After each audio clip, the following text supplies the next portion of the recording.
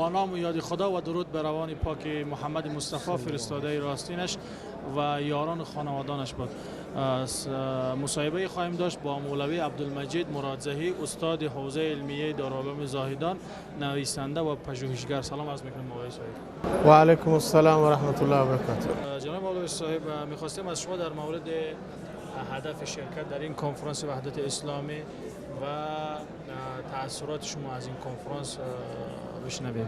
ببینید، کنفرانس وحدت اسلامی در مسیر اون دستوری است از دستورات قرآن که خداوند متعال فرموده که وحدت امت اسلامی و عدم تفرقه یکی از توصیه های اکید الهی به تمام ادیان و پیامبران گذشته و همچنین به پیامبر ما صلی الله علیه وسلم بوده، این که ان اقیموا الدین ولا تتفرقوا فیه. این دعوت مشترک تمام انبیا بوده که وحدت را حفظ بکنند، بر دین استوار و پابرجا باشند و در دین تفرقه ایجاد نکنند. مخصوصا در اوضاع کنونی که جهان اسلام مواجه هست، وحدت امت اسلامی یک ضرورت فوق العاده، یک نیاز فوق العاده هست و در این مسیر مجموع التقریب بین المذاهب الاسلامیه گام های مؤثری برداشته و این 29مین کنفرانس هست که برگزار میکنه و دعوت میکنه. انشالله که این مجموع تلاش ها و کوشش هایش به ثمر بنشینه و امت اسلامی که پراکنده و متفرق و دچار اختلاف و تشتت هست، گرداگرد حلقه قرآن و سنت نبی اکرم صلی الله علیه وسلم جمع بشن و از تفرقه و جدایی بدور باشند. جناب مولوی صاحب، شما در یک مختصر همین واژه وحدت و تقریب توضیح میدادید، چون بسیاری از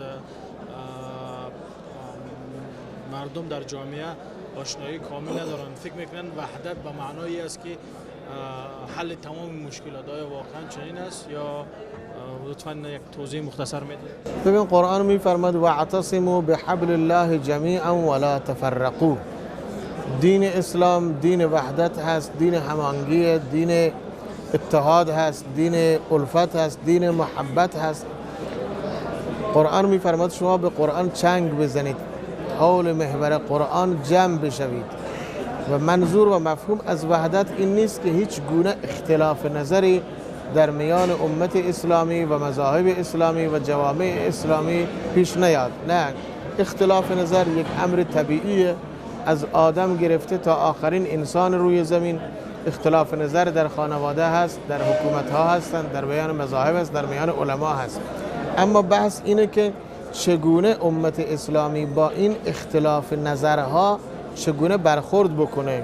اختلاف نظرها در چارچوب یک گفتمان عقلانی و منطقی پیگیری بشه و باعث حقد و کینه و استکاک و تفرقه و درگیری در میان مذاهب و جامعه اسلامی نباشه. قطعا منظور و مفهوم از وحدت اینه که با وجود اینکه دارای افکار مختلف، خط فکرهای مختلف باشیم، مذاهب مختلف باشیم، با این وصف یک تعامل و یک تساهل و یک همزیستی مسالمت آمیزی داشته باشیم، همدیگر را تحمل بکنیم، به مقدسات یکدیگر توهین نکنیم، چون کل حزب بما لدیهم فرحون. در این دنیا هر کس بر افکار و عقاید خودش عمل میکنه، قیامت خداوند بین انسان ها قضاوت میکنه. منظور از وحدت اینه و این نیست که هیچ گونه اختلافی، نه، چگونه با اختلافات برخورد بشه، چگونه اختلافات و نزاعها حل و فصل بشه. اصل موضوع روی این است.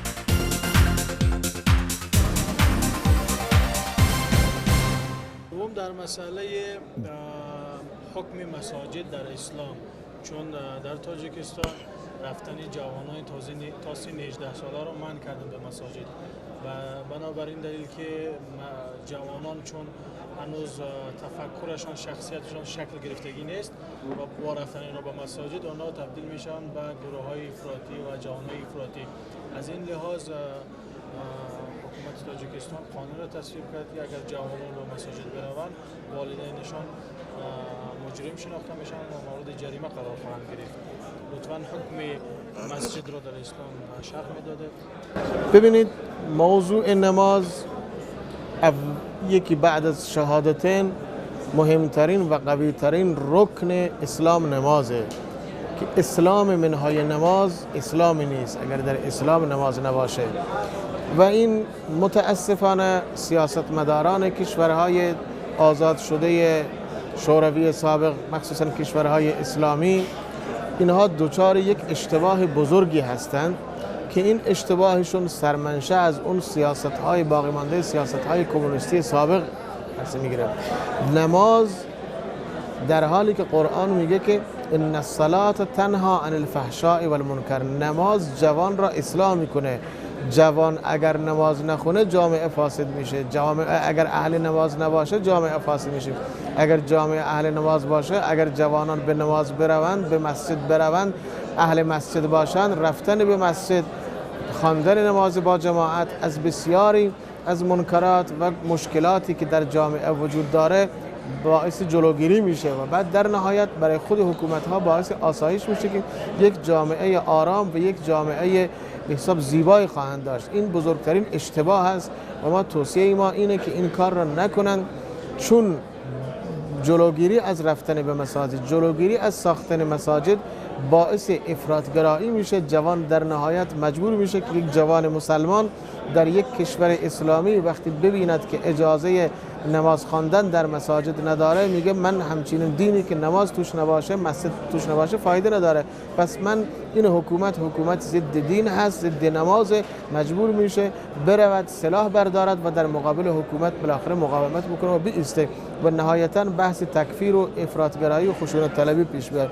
بنابراین این یک توهمی است که سیاسیون این کشورها گرفتارش هستند که اگر جوانان بروند به مساجد دوچار افراطگرایی میشن، بلکه عکس قضیه هست. در واقع اگر به مسجد نروند، اگر از مسجد منع شوند، دوچار افراطگرایی میشوند.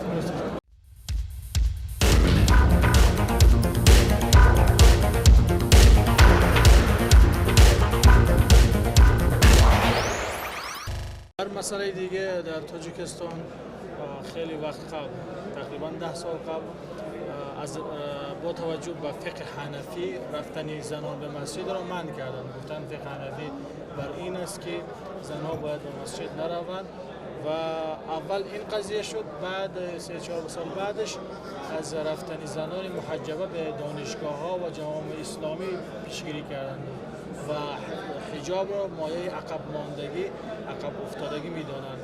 لحاظا جوانایی که دخترای جوانی که میخواهند مشغول تحصیل باشند میگن باید یا حجاب رو اختیار بکنی یا باید در خانه بشینی و نه تنها در دانشگاه، حتی در ادارات دولتی هم اونها استخدام نمیشوند. میشد از نظر اسلامی در این مسئله روشن. ببینید، بحث شرکت زنان در مساجد، اسلام شرکت زنان را در مساجد منع نکرده، فقه حنفی هم اینو منع نمیکنه. الان در خود همین ایران ما حنفی هستیم، اهل سنت حنفی هستیم، در پاکستان، در هندوستان، بالاخره زنان یه بخش بزرگی از جامعه اسلامی هستند. زنان باید در مساجد بروند، شرکت بکنند با پندها و موعظه ها، چون اونها هستند که فرزندان را تربیت میکنند. البته رفتن زنان باید با حجاب اسلامی باشه، محل استقرار زنان و محل قرار گرفتنشون در مساجد مستقل باشه، جدا باشه، این بحثی نیست. اما اینکه به صورت مطلق منع بکنند، نه، در اسلام منعی نیست. در زمان رسول اکرم صلی الله علیه و سلم زنان به مسجد میرفتند، در جنگ ها شرکت میکردند، در غزوه ها شرکت میکردند، بیماران و مجروحین را مداوا میکردند. الان هم زنان مسلمان باید در جامعه اسلامی حضور داشته باشد، حضورشون در جامعه پررنگ باشه. اگر زنان در جامعه حضور پیدا نکنند، در بیمارستان حضور پیدا نکنند، در دانشگاه حضور پیدا نکنند، ما با جامعه اسلامی با مشکلات زیادی. البته تمام این حضورها همراه و توأم با رعایت حجاب اسلامی و اخلاق اسلامی باید باشه. و اینی که این هم یک اشتباه دیگری است که بالاخره دولت مردان مرتکب میشن و این فرهنگ غربی است که غربی ها بالاخره دنبال این هستند که حجاب را بردارن. حجاب زینت هست، حجاب باعث عفت زنان هست، حجاب باعث حفظ آبرو و حیثیت جامعه اسلامی است. بنابراین نباید با این مسئله مبارزه بشه. البته خواهران و زنان سعی بکنند که با حفظ حجاب اسلامی به دانشگاه هم بروند. اگر واقعا یک شرایط خاصی هست که حکومت ها بالاخره اجازه نمیدن، اونجا از طریق مجاری قانونی و از طریق بالاخره گفتمان و گفتگو سعی بکنند بالاخره که احزاب اسلامی، گروه های اسلامی، سیاسیون که این مشکل و معضل را حل بکنند. تشکر زیاد. چون شما احزاب اسلامی رو اشاره فرمودید، خیلی از علمای تاجیکستان در یک سال آخر دلیل‌های زیادی می آوردند، چون در تاجیکستان حزب نهضت اسلامی تاجیکستان فعال بود و در 15 سال اخیر در پارلمان هم نماینده داشت و فعالیت مسالمت آمیز و اعتدال را در جامعه راه اندازی پیش می برد. ولی علمای تاجیکستان، علمای خصوصا امامای مسیحی که از جانب حکومت گماشته می شوند، برای این بودند که کل حزب بما لدیهم فریحان و در اسلام حزب سیاسی وجود ندارد، اسلام نیاز به حزب ندارد و با هزار دلیل میگفتند که باید حزب نهضت اسلامی تاجیکستان تعطیل شود. آیا واقعا در اسلام داشتن موجودیت حزب سیاسی خلاف شریعت است؟ نه، ببینید اصلا در اسلام حزب یعنی یک تشکیلات منظم. اون چیزی که در اسلام تأکید شده و رسول اکرم صلی الله علیه وسلم و صحابه کرام و ائمه بزرگوار بهش تأکید داشتن، نظم و انضباط هست برای جامعه اسلامی. خب مسلما احزاب، وقتی ما در جوامع اسلامی اگر احزاب اسلامی فعال داشته باشیم، اینها با یک نظم و انضباطی بیشتر و بهتر میتوانند که جامعه را، حکومت را نظم بدن. از اگر احزاب نباشن، اگر تشکیلات ما نداشته باشیم، یک بی‌نظمی و استبدادی در جامعه ایجاد میشه. حکام مستبد میشن و اون علمایی که چنین گفته‌اند اونها من فکر کنم که دچار اشتباه هستند و یا اینکه این گفته‌های اونها و این دیدگاه اونها دیدگاه حکومتی است که حکومت به اونها تزریق کرده. اسلام با حزبی که در جهت منافع مردم باشه، در جهت منافع جامعه باشه، اسلام با چنین حزب مخالفت، نه اینکه مخالفت نداره بلکه تأکید میکنه و توصیه داره در پرتو قوانین اسلامی و نصوص اسلامی که چنین احزاب و تشکیلاتی هیچ تضادی با اسلام و تعارضی ندارند. خصوصا یکی از دلایلی که این کار صورت گرفت، چون در دوره قبلی مجلس قانونی که برای منع جوانان از رفتن به مساجد اون رو تصویب می‌کردن، نماینده حزب نهضت اسلامی تاجیکستان استاد سید عمر حسینی، ایشان یک برآمد در صحن مسجد بسیار سخنرانی جالب داشتن و از تمام نماینده مجلس گفتن که شما چرا یک قانونی که ضد احکام شریعت هست و همه ما شما مسلمان هستیم تصویب میکنید. و همیشه هر قانونی که در تاجیکستان در پارلمان قانونی که دایره فعالیت اسلام را تنگ میکرد، حزب نهضت اسلامی تاجیکستان مخالفت میکرد و میگفت این خلاف، چون در قانون اساسی تاجیکستان ذکر شده است که قوانین تاجیکستان باید مطابق با فرهنگ و معیار ملی تاجیکا باشد و اسلام هم جزء از سنت و فرهنگ تاجیکستان هست، تاجیکا هست.